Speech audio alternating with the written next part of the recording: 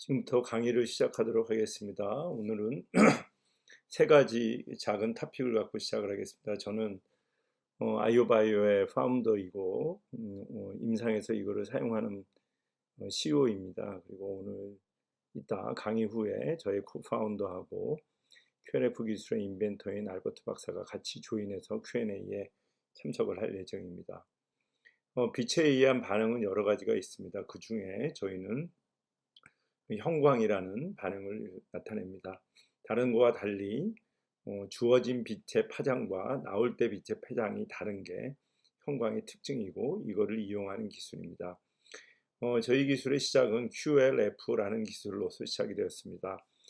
제가 소개해드렸던 알버트 박사가 1993년도에 처음으로 올카 미팅에서 이 기술에 대한 보고를 하였고 그 이후로 많은 발전을 이루었습니다. 2004년에는 미국에서 FDA와 ADA의 인증을 받은 장비가 처음 나왔고요. 지금 모니터에 보시면 보는 것처럼 이따 설명을 드리겠지만 그 당시는 자연치아에서 나오는 그린 형광 그걸 주로 보는 그런 장비였습니다. 이 장비가 이제 한국으로 오면서 제가 임상에 이용을 하고 그러면서 임상 장비로 발전을 해서 현재 이르게 되었습니다. 왼쪽 사진에서 보는 것처럼 블루라이트에 405나노미터의 빛을 주게 되면 치아 자체의 형광, 치아 자체의 녹색 형광이 보이는 게 보이고요. 그 다음에 치아 주위에 있는 바이오필름에서 700나노미터 근처에 있는 롱 웨이브랭스의 붉은 형광으로 보여지는 특성을 이용한 기술입니다. 즉 치아 자체의 이상과 결국은 바이오필름의 이상을 이게 보게 되는 것입니다. 자연치에서 보면 눈으로 아무 이상이 없는 것처럼 보이지만 실제로 저희가 찍어보면 그린으로 나타나는 자연 형광을 저희가 좀 더 자연스럽게 특수 필터를 이용해서 아이보리 컬러로 바꿨고요. 그 외에 보여지는 빨간 거는 아까 말씀드렸던 롱 웨이브랭스로 발현이 되는 바이오필름입니다. 그리고 때로는 치아 자체에 바이오필름이 들어가 있는 경우에도 그 부위에 붉은 형광을 보이게 됩니다. 반대로 아주 건강한 치아는 붉은 형광이 보이지 않고 자연 치아에 녹색 형광이 그대로 발현이 되고 저희 필터에 의해서 아이보리로 컬러로 보이게 되면서 이따 말씀드리겠지만 저희의 MCA라는 분석법에 의하면 여기서 AI가 인지하고 있는 모든 픽셀의 값들이 그린 영역에 놓이게 됨을 볼 수 있습니다. 이런 정상 치아의 자연 형광의 색을 알기에 저희는 정상 치아에서 약간의 변화가 보이는 아주 초기 우식인 경우에도 저런 형광의 변화를 알 수가 있기 때문에 진행된 우식만을 인지하는 엑스레이보다 저희가 조금 더 일찍 그 질병을 가져갈 수가 있습니다. 많은 사람들은 실은 지금까지 디스크로징 솔루션을 쓰고 있습니다. 디스크로징 솔루션은 오랄 바이오필름이 지금 있는 걸 보여줘야 되지만 다이를 사용해야 된다는 단점이 있습니다. 환자들은 과연 그걸 좋아할까요? 아마 상당히 싫어할 거고 또한 그거를 제거하기 위해 많은 시간을 소비하고 있습니다. 저희 기술은 사실 디지털 디스크로징 솔루션이라고 얘기할 수 있을 정도로 다이가 필요 없이 아무런 조치 없이 실시간으로 오른쪽처럼 보이게 됩니다. 왼쪽은 다이를 사용한 경우죠. 이런 불편함을 없애기 위한 게 저희의 가장 큰 장점 중에 하나입니다. 레이트 콜로나이저라고 불리는 우리의 그 푸조박테리움 이후에 놓이게 되는 바이오필름들은 포핀이라는 특징을 가지게 됩니다. 이 포필린 화학적인 구조의 특징을 이해해서 저희는 빛을 주어진 경우에 이 포필린 구조에서 일정 에너지를 흡수하고 흡수한 거에서 사용되고 남은 에너지가 롱 웨이브 랭스로 나오기 때문에 붉은 형광이 보여집니다. 결국 이 부분은 뭐냐면은 3일 이상이 되었을 때 아까 같은 레이트 콜로나이저가 나온다는 걸 의미합니다. 결국 뭔가 정상적인 범위에서 질병의 범위로 박테리아들이 바뀌었다는 걸 의미하기 때문에 입안에 있는 건강하고 정상적인 바이오필름이 아닌 실제 패소제닉한 바이오필름만 아무런 다이의 도움 없이 바로 보여줄 수 있다는 가장 큰 장점이 있습니다.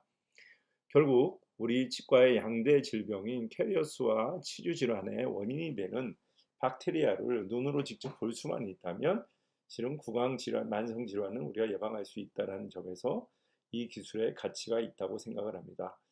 더군다나 이미 보편적으로 사용하고 있는 엑스레이 기술과 혼합해서 사용을 하게 된다면은 많은 시너지를 얻게 될 것이고 결국은 우리의 아까 언급드렸지만 양대 질환에 대한 부분들을 초기부터 그걸 진단을 할 수 있고 예방을 할 수 있다는 장점이 있습니다. 아까 보셨지만 저희는 단순히 이미지만을 제공하는 게 아니고 그 이미지에서 나오는 정량적, 정성적 평가를 통하고 이 정량적, 정성적 평가와 여러 가지 생활 습관 등을 합치게 된다면 우식과 치주질환 같은 만성 질환은 충분히 예측이 가능하다고 저희는 생각하고 있고 그런 연구를 진행하고 있습니다. 그래서 지금도 많은 서비스를 하고 있지만 궁극적으로는 저희는 형광에 기반한 프레시전 덴티스트의 진단 결과들을 제공해 주는 것을 목표로 하고 있고 그런 결과들이 링크댄스라는 웹 베이스의 플랫폼을 통해서 병원과 환자분들과 공유되는 기술을 추구하고 있습니다. 이게 저희가 추구하고 있는 브리스 테크놀로지에 대한 내용입니다. 두 번째로 이 기술을 이용한 장비와 임상 이용에 대해서 말씀을 드리고자 합니다.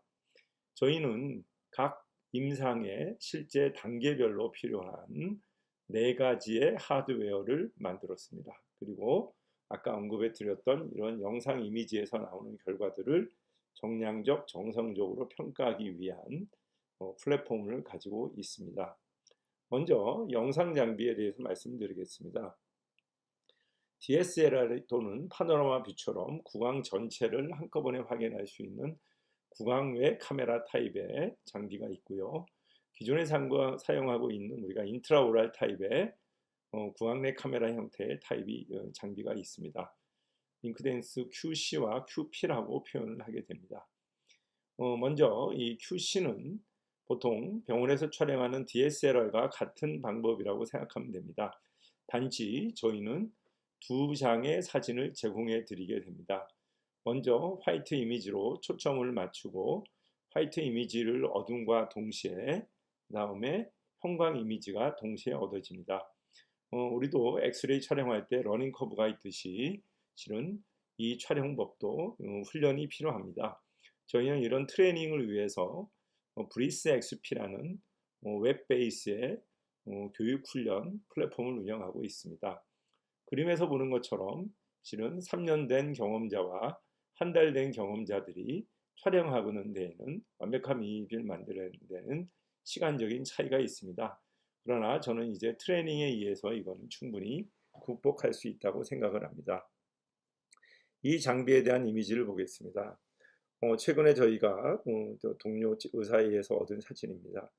입 전체에, 치아 전체에 엄청난 바이오 필름이 덮여 있는 걸 보여줄 수 있었습니다.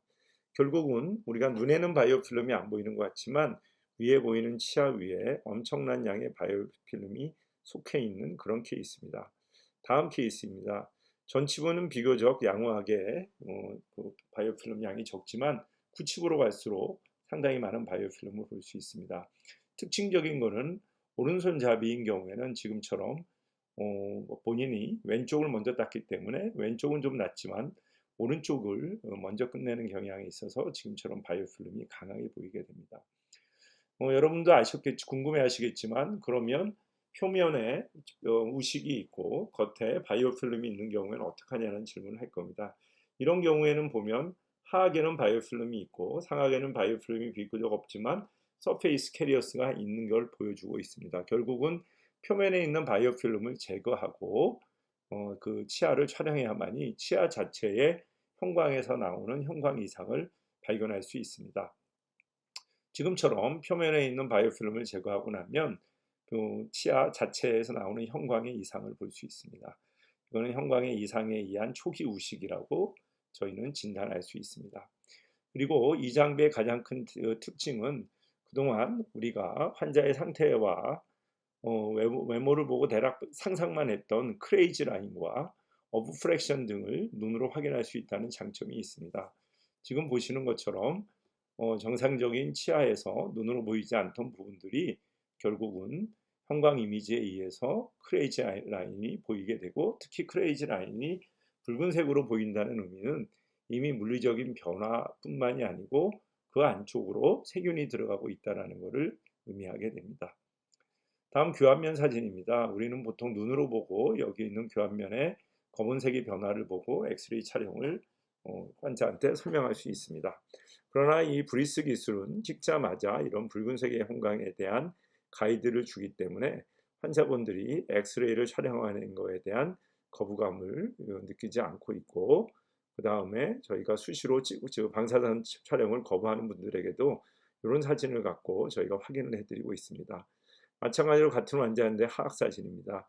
원으로 보이는 부분에 붉은 형광이 보이는 걸 볼 수 있습니다. 결국은 이런 걸 통해서 저희는 스케일링을 하고 난 다음에 표면에 있는 바이오필름을 없애고 나서 그 다음 장비인 QP, 궁합리 카메라로 움직이게 됩니다. 아까 환자인 경우에 미리 스케일링하기 전에 이상이 있음을 알려주고요. 그 다음에 바이오필름을 없앤 다음에 다시 한번 정밀하게 QP로 촬영을 하게 됩니다. 위에 정상 이미지에서 약간 어둡게 보였던 부분들이 안쪽에서 붉은 형광이 보이는 걸 볼 수 있습니다. 그만큼 덴틴 영역까지 캐리어스가 침범했을 것을 예상할 수 있습니다. 환자의 왼쪽 아래 제1대구치 사진입니다. 눈으로 보기에는 이상이 없지만 실은 레진 필링 하방으로 뭔가 붉은 형광이 비쳐 보이는 걸 볼 수 있습니다. 그래서 저희는 환자분의 동의를 얻고 바이팅 사진을 찍었습니다.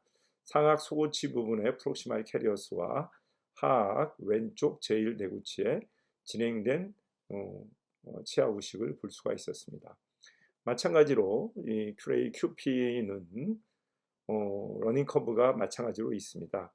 다른 구강 카메라와 달리 두 장의 사진을 동시에 얻어야 되기 때문에 구강에서 위치시키는 것을 조금 더 시간을 부여해야 되고요.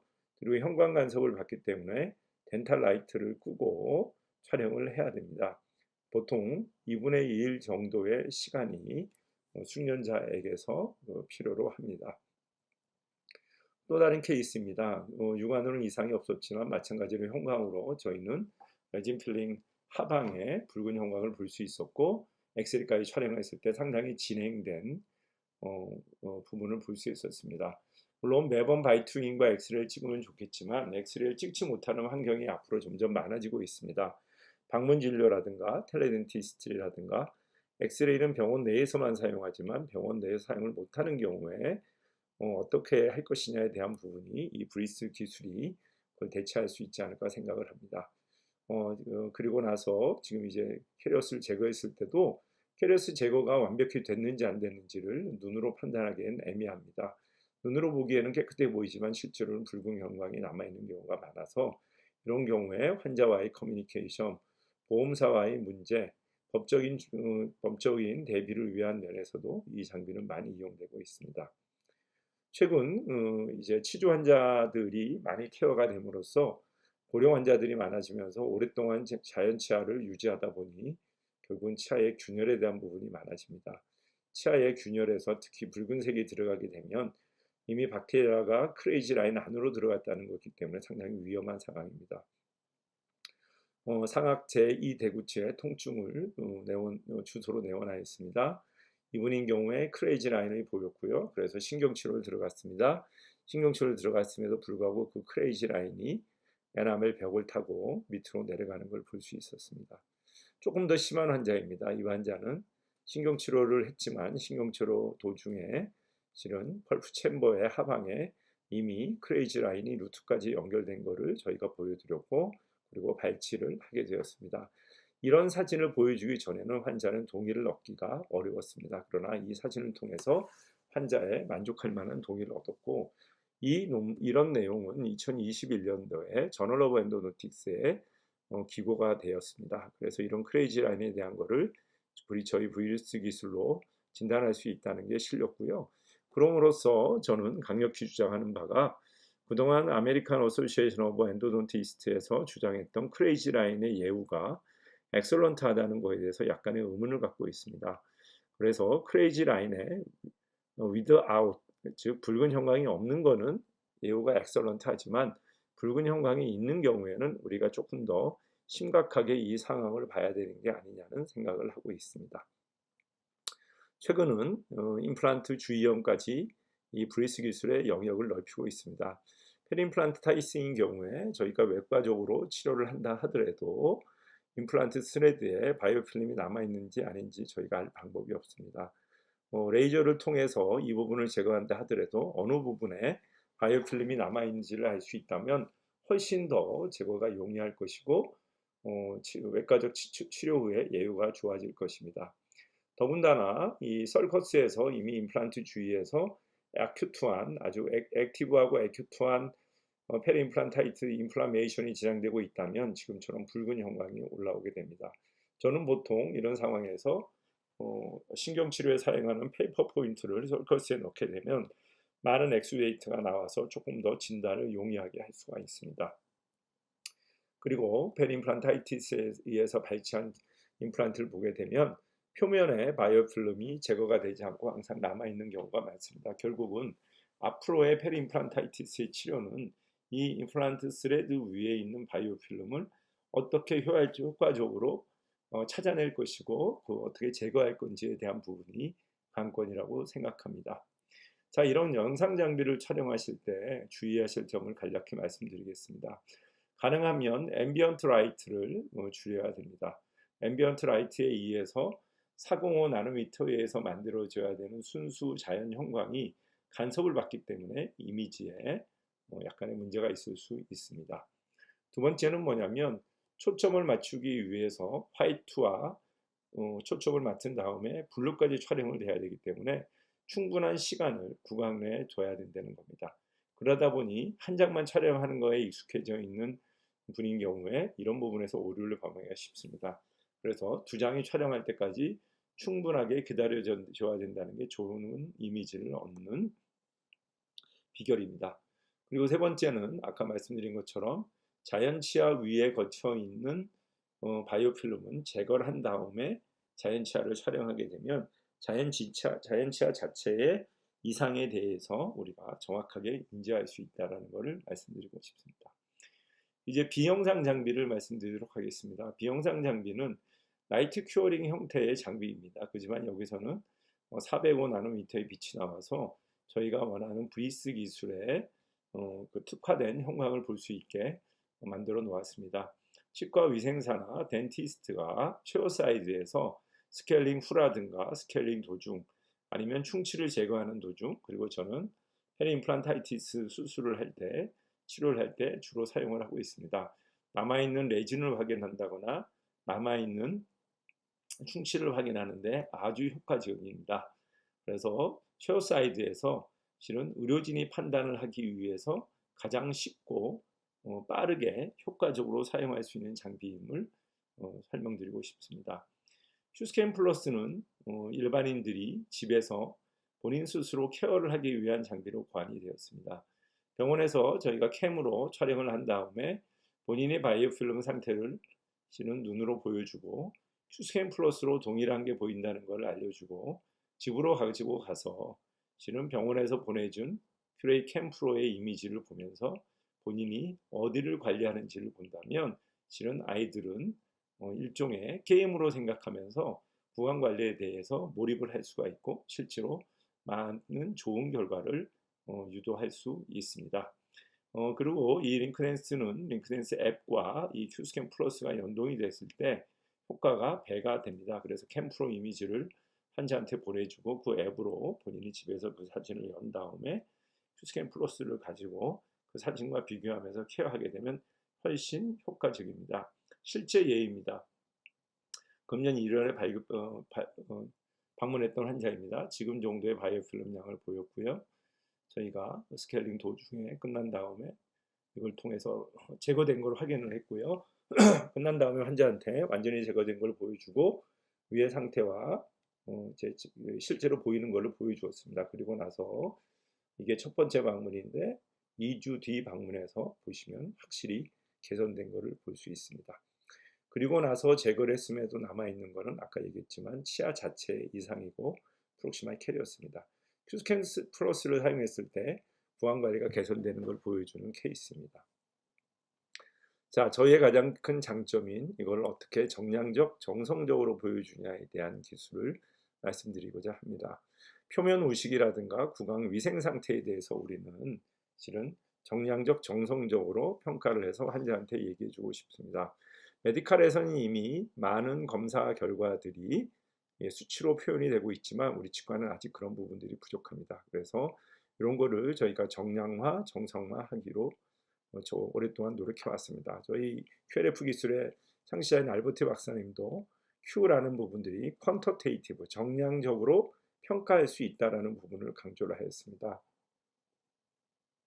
그가 천재적인 감각으로 개발한 내용은 이 주위에 치아에서 정상적인 영역을 마우스로 지정을 해주게 되면 정상적인 영역과 비교해서 상대적으로 치아에 이상이 있는 부분들이 손실이 얼마나 일어났는지를 계산하는 방식입니다.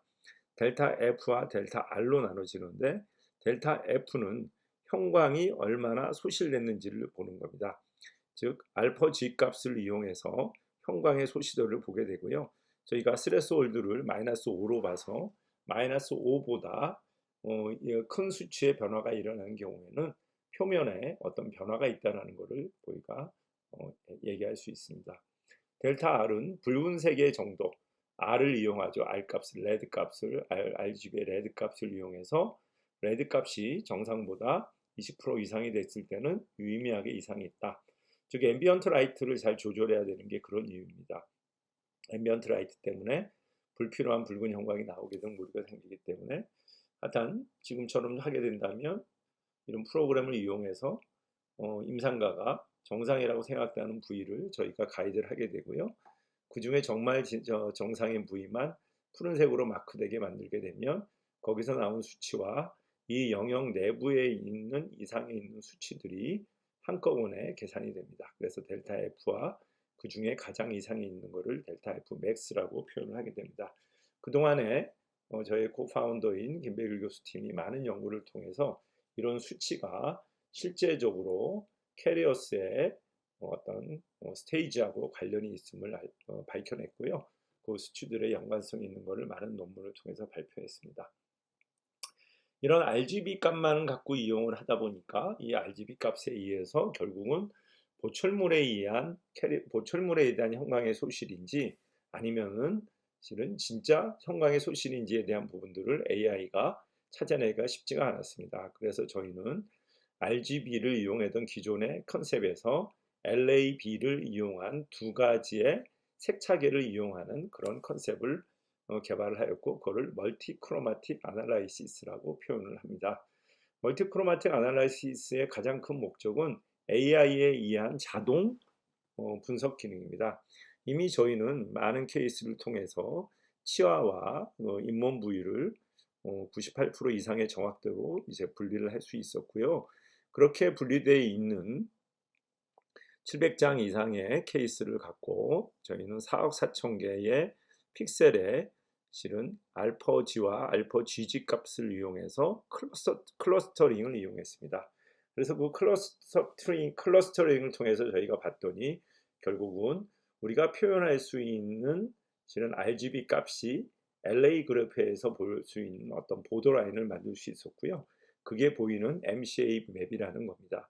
총 4개의 클러스터링을 했고 블랙으로 보이는 부분은 실제로 보철물이라든가 충전물들에 속하게 됩니다. 그래서 저희는 이 보철물도 위험도가 있다고 판단하기 때문에 아주 건강한 자연 치아 부분만 화이트로 저희가 그린으로 표현을 하고요.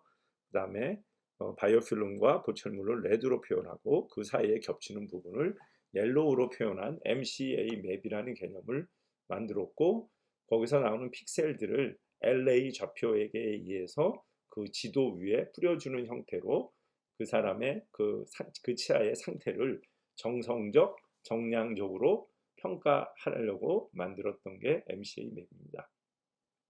이렇게 AI가 자동으로 분석을 하게 되고요. 물론 자연 치아도 이제 자동으로 이제 인지를 하게 됩니다. 그렇게 돼서 하게 되면 저희가 여기서 레드 부분만 지정을 하게 되면 레드 부분만 지금처럼 보일 수 있고요. 옐로우 부분만 지정을 하게 되면 옐로우 부위만 지정을 할 수 있습니다. 그리고 정상 영역을 지정하게 되면 그린 영역이 어딘지를 알 수 있고 한꺼번에 RGB 값도 다 표현이 되고요. 오른쪽이 그 이미지를 통한 정성적인 설명이라면 왼쪽은 실은 수치에 의한 어떤 정량적인 하이지닉 스코어에 대한 설명을 하고 있습니다. 질병에 대한 진단이 아니고 요거는 플라그의 양과 분포에 대한 설명입니다. 우식에 대한 부분들도 연구가 진행이 되고 있습니다. 지금 같은 그림도 마찬가지로 AI로 인식을 하는 경우에 세 가지 형태로 나타나게 되고요. 그린 영역과 옐로우 영역과 레드 영역이 있는 걸 볼 수가 있습니다. 그 중에 우리가 알고 싶어하는 부분을 마우스로 클릭을 하게 되면 왼쪽 아래 그 그래프에 포인트라는 부분이 나오고 퍼플로 표현된 부분이 그 마우스가 위치한 부분에서 나오는 픽셀이 이런 MCA 맵에서 어느 부위에 위치하는지를 알 수가 있습니다. 그러고 나서 보면 거기에 있는 수치도 왼쪽 위에 정량적으로 수치가 나오게 되어 있습니다. 저희는 이 부분에 대한 임상적인 검증을 지금 하고 있고요. 이걸 통해서 이제 그 의료기기 진단에 이용되는 2등급 의료기기를 받기 위한 노력을 하고 있습니다. 지금 저기 있던 부분들이 반대로 위로 이동을 하게 되면 마찬가지로 수치가 바뀌는 걸 볼 수 있을 겁니다. 보시면 델타 Fmax가 MCA max가 0.29였는데요. 지금 위치로 가게 되면 0.39로 바뀌는 걸 볼 수 있습니다. 그리고 블루 형광뿐만이 아니고 저희는 화이트 이미지에 대한 것도 마찬가지로 AI 학습을 통해서 변화에 대한 부분을 보여줄 수 있습니다. 정상적인 거에서 지금 보시게 되면 원래 이미지가 마이너스 17의 화이트 인덱스였다면 미백을 통해서 6 정도 증가가 됐을 때 이 정도 이미지가 보여지는 거고요. 그 다음에 보시게 되면 12 정도 밝아지면 치아가 이렇게 밝아지는 걸 볼 수 있습니다. 그리고 18 정도 밝아지면 이렇게 밝아진다는 것을 예측해서 환자랑 상담할 수 있는 기능을 보고 있습니다. 왜 그러냐면 저희가 브리스 기술을 이용했을 때는 형광사진을 동시에 보여주기 때문에 형광에서 보여지는 자연치아의 균열이라든가 우식도 같이 보면서 미백 치료를 할지 아니면 보철 치료를 할지에 대한 결정을 할 수가 있기 때문에 화이트 이미지에 대한 분석 또한 브리스 형광 이미지에 대한 분석과 함께 본다면 효율적이라고 생각합니다. 그리고 지금처럼 미백 전후에 대한 색깔도 저희는 AI를 이용해서 변화된 양을 볼 수가 있습니다. 이렇듯 저희는 그 QLF라는 고전적인 기술과 AI를 이용한 MCA라는 기술 두 개를 다 개발이 되었고 둘 다 저희가 목적에 따라 이용할 수 있게끔 공급을 해드리고자 합니다. 이상 오늘 저희 브리스 기술에 대한 내용을 설명드렸습니다. 경청해 주셔서 감사합니다.